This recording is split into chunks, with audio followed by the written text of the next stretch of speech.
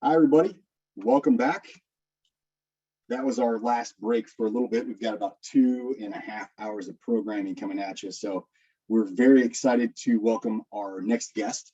Shanna Shi is an Associate Data Quality Analyst with Major League Baseball, and she is going to go over baseball Savant and Statcast data and how we work with it, where to get started. Shanna, we're thrilled to have you here. Take it away. Oops, forgot to unmute myself. All right, well, thank you very much for having me. It's great to be here in, I guess, not quite in person, but if anyone's around at the conference, I will also be the next couple of days.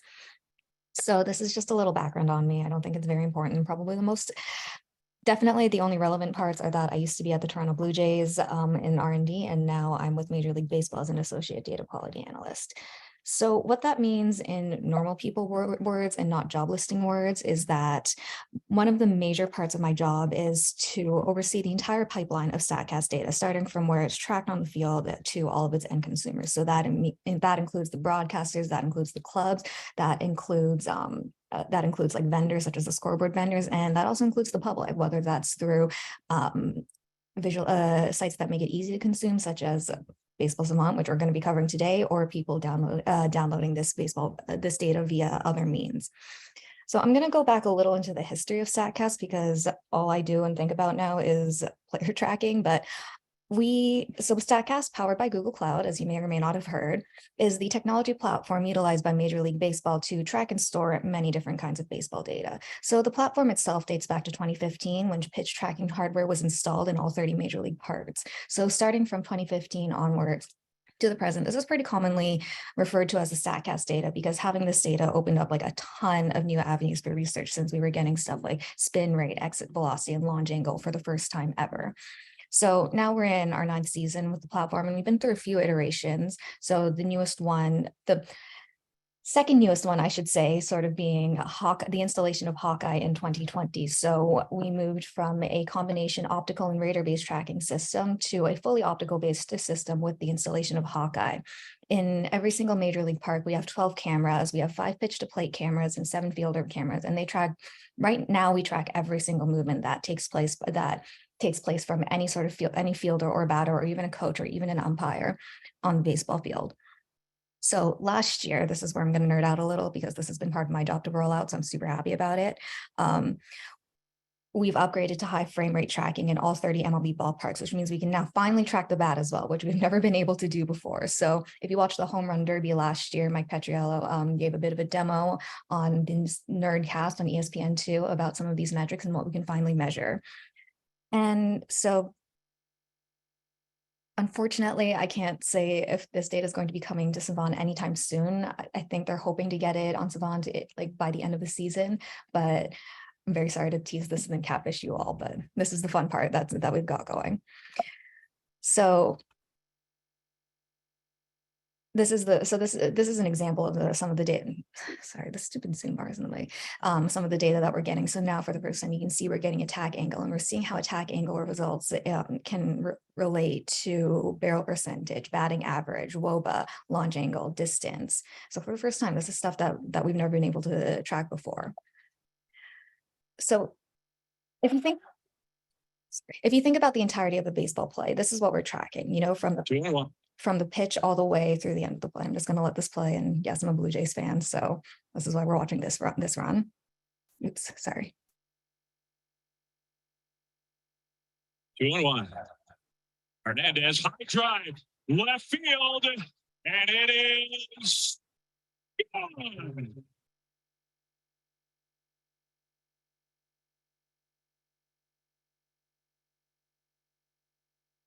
So every single movement on the pitch, except for the bat, was tracked. And this year, we're finally getting the bat. So it's pretty fast too. We get pitch speed about 250 milliseconds after the ball leaves the pitcher's hands.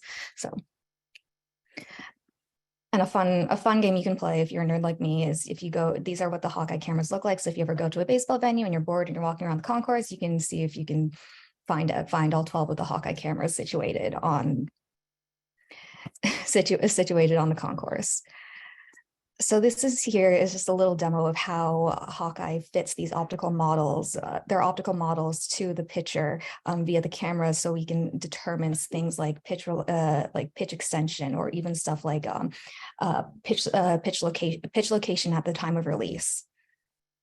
And then this is how we track spin. So with spin, what we do is we have high frame rate cameras directly at center field that track the ball. And then frame by frame, we track the seams on the ball because the ball isn't symmetric. So we track the seams and figure out, by the way the seams change from frame to frame, how fast that ball is spinning throughout space and time.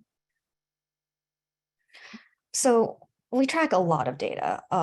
Last year in the major league alone, so this excludes AAA, this excludes Low A Southeast, we tracked 789,725 pitches and 139,907 hits tracked.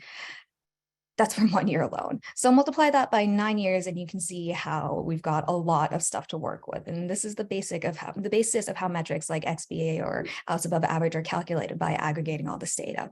So for example, let's say I hit one ball at a certain exit velocity and launch angle into play without any other info. Like if you knew nothing about baseball, the best guess you can make at the likelihood that's going to be a batted ball with that exact profile, it's going to be 50-50. Either it lands for a hit or it doesn't. But now let's say I hit another 4 balls at the exact same exit velocity and launch angle into play, and 3 of those 4 land for hits. So now we know that 3 times out of 4, a batted ball with this profile is going to land for a hit. In other words, the expected batting average for all balls with that exact profile is 750. So I'm oversimplifying with a really, really small sample size, but you can imagine that with over 1.1 million hits tracked going into this season, we can get closer and closer to the true approximation of any XBA of any batted ball profile year by year as we gather more and more data. So we don't just use ball tracking though, we also use player tracking to derive things like catch probability, but that's kind of outside the scope of this talk for now. So both the measurements and the derived metrics are used throughout the baseball industry for a multitude of purposes. At the league level, for example, I'm using Statcast data to identify outliers, to make sure that everything's functioning properly, and also to develop new metrics that you'll hopefully see soon. But at the club level, at my old job, for example, I was using one thing I was working on was using pitch release times to try and figure out optimal pace of play for individual pitchers, which is kind of moot now that we've got the pitch clock, but it was fun while it lasted.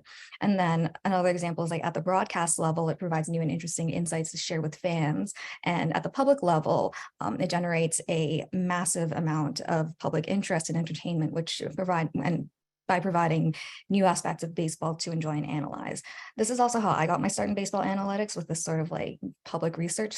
So I love that baseball has this rich history of public research. So I think it's a part of my responsibility to keep that going. And so for the sport as a whole, it's beneficial for us at Major League Baseball to ensure that the entire industry has access to this data. And that includes you, everyone watching this.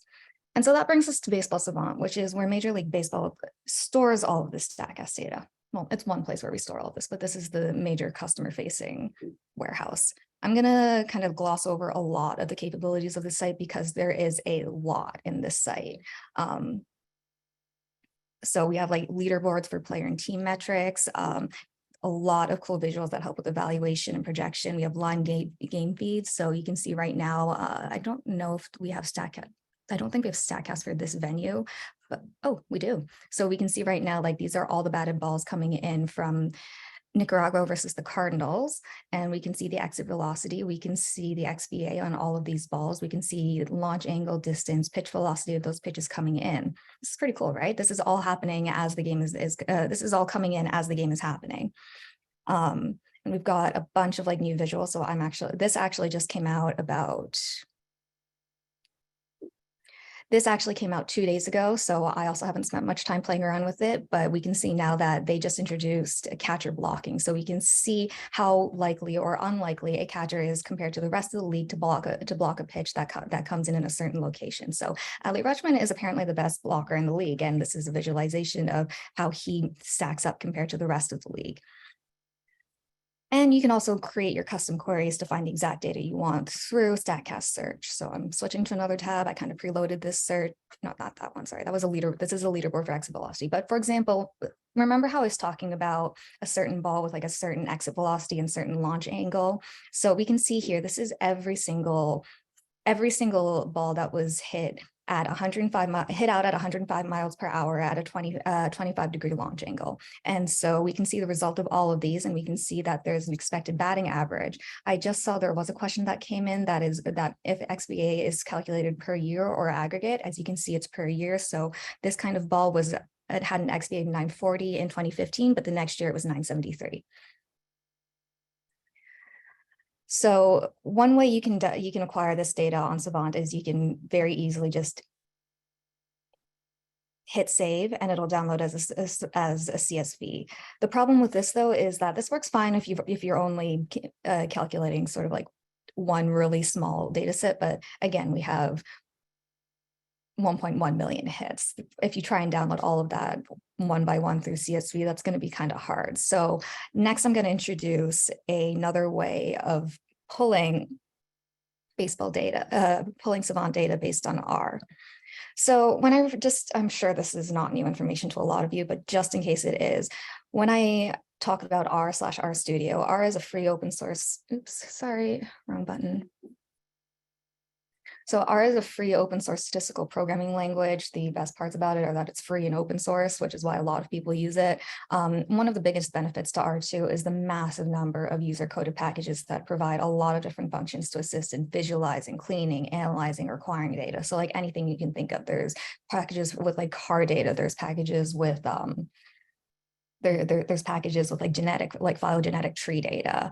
And so some examples that I use a lot are the tidyverse, LME4, which is for linear modeling. The Laman database has a package that helps you pull data. I'm sure I think you guys all had a presentation earlier on working with that database, and the one I'm going to be focusing on right now, which is called Baseball R.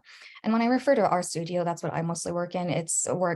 Use R via, it's an integrated development environment for R, and basically just makes programming in R easier. So Baseball R is, as you can see, it's a package written for R focused on baseball analysis. So you can pull data from a lot of different sources, such as Fangraphs, Baseball Reference, and most importantly, for the purpose of this presentation, Baseball Savant. It is not currently available on the central repository, so you'll have to install this via DevTools, and I'll go a little into that when I switch over to code. But the most important functions for this are going to be the player ID lookup, which lets us find, a player reference, because as we all know, there are a lot of players with the same name or similar names, and we need to make sure we're looking for the right one. And then these functions here, the Statcast scrape ones, which let us scrape data from Savant. And so these are a couple of examples of what you can do with Savant data and after putting it in through R, and I'll walk through these as well. Oh, okay.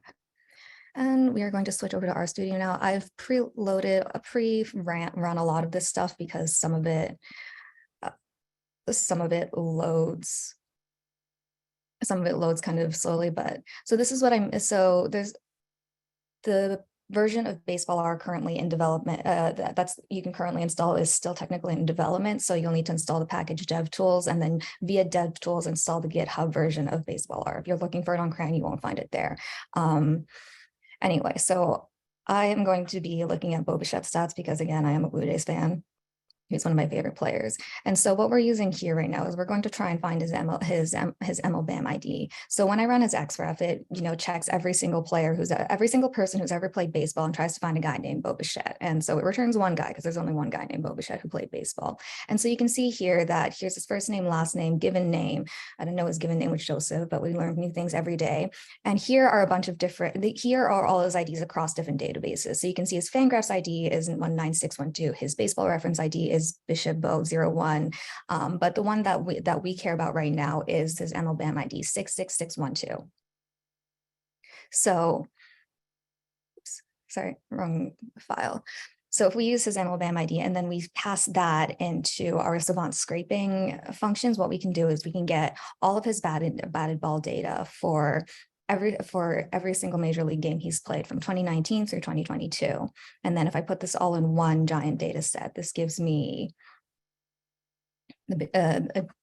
right here, you can see this gives me the data set of the profile of every single pitch and ball that he's hit. So we have, let's see, the description of the event, what the pitcher hand, home team, away team, everything, pretty much everything that you'd want if you wanted to try and work with this sort of data. So one thing you can do is you can start calculating your own stats with this. So for example, what I can do is I can calculate his weighted on-base average for balls on play and contact for balls in play. There's also technically functions to calculate the self, but sometimes it's good to do things yourself for once and make sure things are working the way they should. So we can see here's his year-by-year Wobicon, his launch speed, and his launch angle. We can see this year by year. This is averages per year. And then one thing we can also do with this is we can start making visualizations using another package called ggplot, which is part of the larger tidyverse, which is just a larger environment of packages that help with visualization and cleaning of data for data science. So if we run this graph, we can see that, okay, if this wants to load.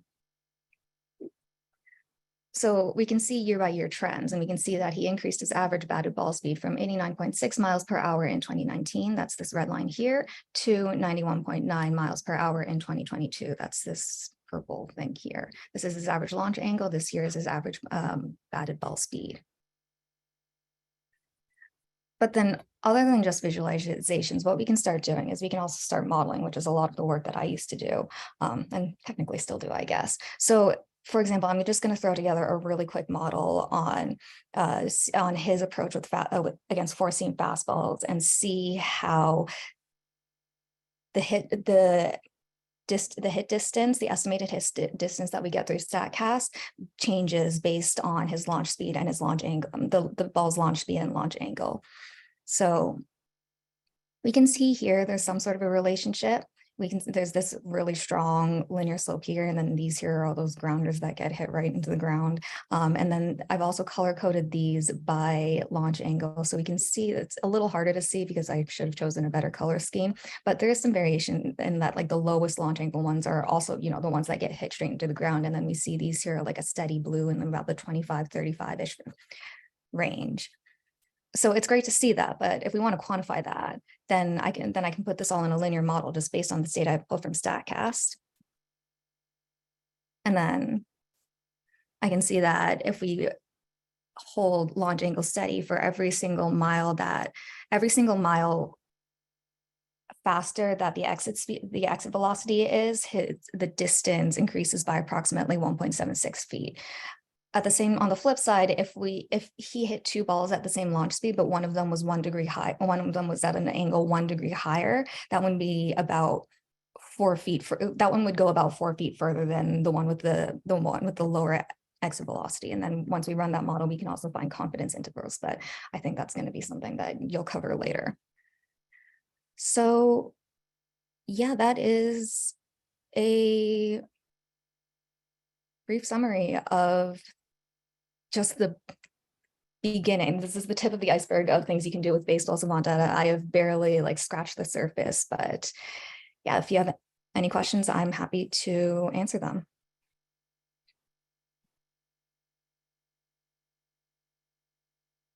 Okay. Let's see. First question, do you have to manually calculate spin rate by looking frame by frame? Is there a program that can do that for you? So Hawkeye processes this and automatically sends the spin rate to us. It's pretty fast. It comes in honestly, it comes in within seconds of the pitch coming. So it's pretty fast. I think I answered this earlier, but XBA for a certain batted ball profile is calculated on a year-by-year basis and not aggregated across seasons. Let's see. The next question is, how can we find the definitions and parameters of the different options that we can click on in the search function?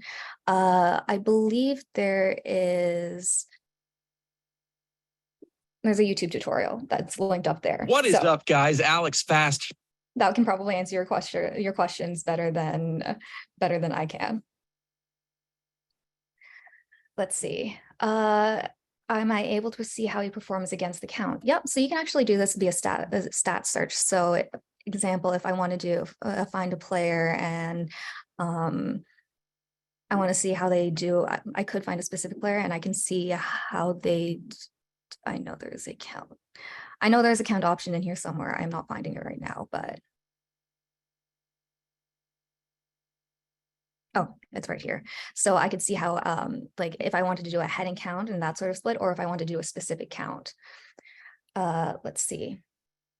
Is it possible to pull pitch by pitch data via baseballer that is ordered by pitches in a game instead of by batter or pitcher ID? Yes, it is. So this is the part where I actually confess that if I scrape from Baseball Savant, I pull it in via Python and then pull that CSV into R, but you can definitely do this via R as well. I think that's the batter or pitcher all functions, I believe. I'm sorry, that's not the best answer. For using R, do I use copy paste R, programming R, or another way? Not really sure what this other way would be. I feel like a lot at any time when you program in R, you kind of just copy and paste your own code, or you copy and paste from Stack Overflow when you hit an error message, but I write my own code, yes. See, does Baseball Savant currently have spatial data, location of hit balls? Yes, we do. So for example, you can see the home run derby. This was the hit tracking for every single home run hit last year. And of course it's taking a while to load, but we do track ball position. Let's see, next question, will we be able to access the slides in the R files? I have no problem sending my code over and sending these slides over. So if it's fine with SABR, I'm happy to make these available. Let's see. Next question. How did I break into the industry with a somewhat non-data science background? So I think actually, if anyone's in person, I think I'm going over this more at 8:15 tomorrow at this session. But the short story is that I went to grad school for epidemiology, which is the distribution of diseases in populations. But what epidemiology really is it's data science. So as I was learning, I was looking at all of these, I was learning all these methods, and I was, obsessed with baseball at the time. And I was thinking, how can I apply what I'm learning to baseball? And so I started doing research on the side, ended up presenting at SABR seminar, and then realized that baseball was actually a thing that people worked in and I could get a job in. And it's a short story of how I ended up here.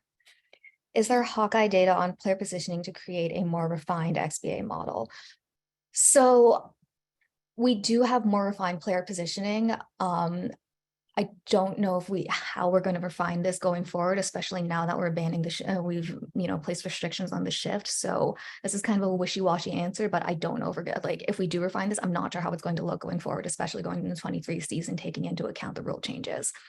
I also have not updated the hair list, but I'm thinking of doing it for the last 2 generations. Is pitch tempo available to use in R through the packages yet, or do we have to wait for the update? Unfortunately, you will have to wait for the update. Can I talk about my transition from a non-data science background to my current position? Yeah, I went over it earlier, but it was kind of just like once I realized that what I was doing was data science under another name, then it clicked for me that I could apply this to sports and actually use this and just do data science. And I wasn't just limited to infectious disease and looking at bacterial infections. Are there any metrics or statistics we can use to evaluate catcher framing performance? That's a great question. That's one that I feel like everyone has wanted to solve. So I know Fangraphs recently incorporated framing into their WAR, and I also think this is something that I don't think I can answer enough time. I'm very sorry. Once we start getting set glove position going forward, you can use that as a proxy, but part of the problem is that there's so much that goes into catcher framing, and part of that is intent, and part of that is intent on the pitcher, and then part of that is also command on the pitcher. That is hard to really break this down. I'm sorry, that's a wishy-washy answer, but find me later and we'll talk. Let's see. Is there any plan in the future to interpret bearing of a batted ball into the expected statistics to go along with the exit velocity and launch angle? That is a great question. I am not entirely sure about that. I think I'd have to refer you to the Savant people. I'm not actually part of the Savant team. Let's see. How is defensive fielding position data displayed? I'm sorry. I'm actually not entirely sure about that either. I'm sorry. I am not actually part of the Savant team, so I don't spend a lot of time on it, which means I'm probably not the best person for this presentation.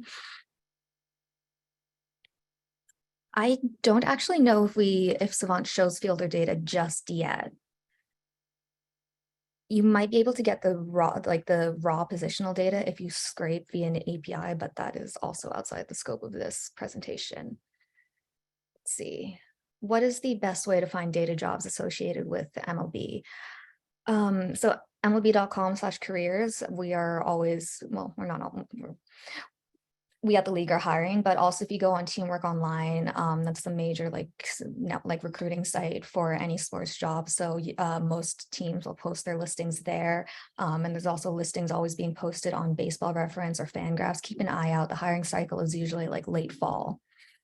Working for the MLB, for MLB orienting for the Jays, what type of analysis did you do using R? So a lot of my focus is on predictive modeling. I do a lot of stuff with mixed models. Right now I focus more on outlier detection just because that's part of what my job is. But I did a lot of stuff with pitchers with pitching metrics and sort of pitcher performance. What type of projects did I work on while focused with the Blue Jays?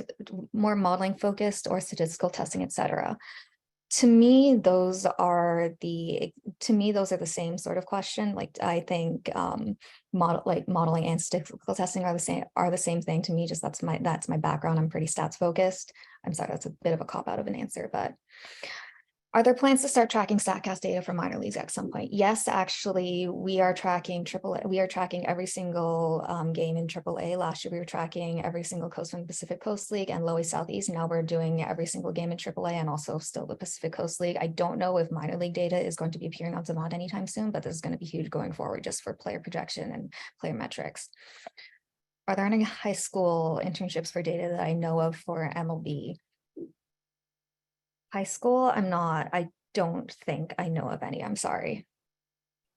But my advice is to keep doing independent research, build up a portfolio, like show that you have the skills going forward, or that you have the capability of learning things going forward, because we're always still learning. I'm still learning things, but just keep working at it, keep building up a portfolio of baseball research. It doesn't have to be the biggest like question in the world. You don't need to like solve like the, universal theory of pitch sequencing, but I want to like teams and the league and anyone hiring in sports, they want to see that you have critical thinking skills and that you have the ability to learn and apply new methods to problems that are coming up or that other people might come to you with. Let's see. Oh, sorry, I think I got through a lot of questions, but are there any more questions? I see a couple. Let's see. Since I'm new to baseball analytics, what do you think is the best way to practice with Savant or RStudio? So there's actually a great book about analyzing baseball data with R. It's called Analyzing Baseball Data with R. There's currently a second edition. That's a really good one to get started with R. I'm probably not the best person to ask because I got my start with R through infectious disease modeling, which is not very relevant to baseball data, and I would not recommend that to anyone else. But there are also things like Swirl, which is a free package that gives you like the basics, and there's also probably like courses on like Coursera, like Udemy, that sort of thing. But learning, but like analyzing baseball data with R is a solid choice. Let's see, best way to get pickoff data was from Savant. It's a great question. So I do know we track pickoff data. I am not sure how easily these are findable in Savant. I'm really sorry about that. I don't play around enough with this, which I think is a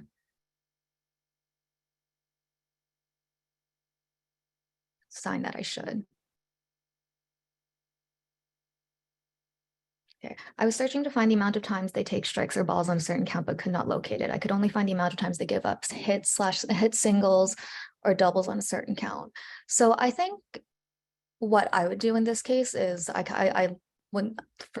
for me, I would always prefer to have just like the raw data and then just like work with that myself. So I'd probably just download at the very least, download every single pitch that's thrown on like a certain count and then aggregate that and then find the results myself instead of relying on the website to aggregate it for me. But that's my personal opinion. I like doing things myself. Okay. Let's see. I'm trying to stop sharing my screen. But does this program track catcher pickoffs on certain counts, even though it's a dying thing in baseball? So we do track catcher pickoffs. I'm not sure if those appear on Savant, but we do track them. Yeah. Let's see. We started over a decade ago analyzing pitchers' pitches, and we were able to measure batted balls, defense. Now you tell us we won't measure bats. What do you think is the future of statistical analysis? What remains to be measured? I mean, honestly, I've been on the record saying that the future of baseball analytics is going to be biomechanical stuff. So I'm really happy that we're able to start providing that with bat tracking and also with high frame rate post tracking. But if you think about it, like before, we've always just like all of our metrics before have kind of had to assume that every pitcher throws the same way, every batter swings the same way. But like we know this is not true. Like we just looking at a game, we can see some guys use a toe tap, some guys use like a big leg kick. These are huge differences. And like now we can finally start actually quantifying that on a regular basis instead of just like the few guys that we see via eye or get into like some sort of like biomechanics lab. I'm sorry, I think that's all the time for questions I have, but if you have any more questions, feel free to find me. I think my email is shanna.shi@mlb.com. If you're going to be in person, I'll be around the SABR the next couple of days. You can find me pretty easily by the hair. And thank you all very much for listening.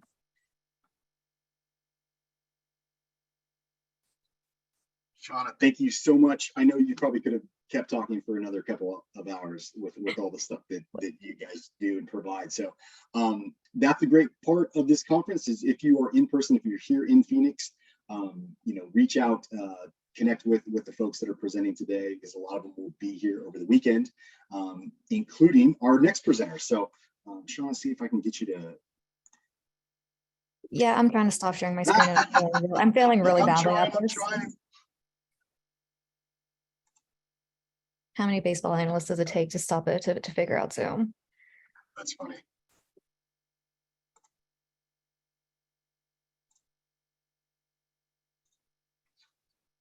Oh, I found it. Perfect. Okay. Sorry. Thank you so much, Shanna. We'll see you Thanks, tomorrow. everyone. Yeah, I'll see you guys. I'll see everyone tomorrow.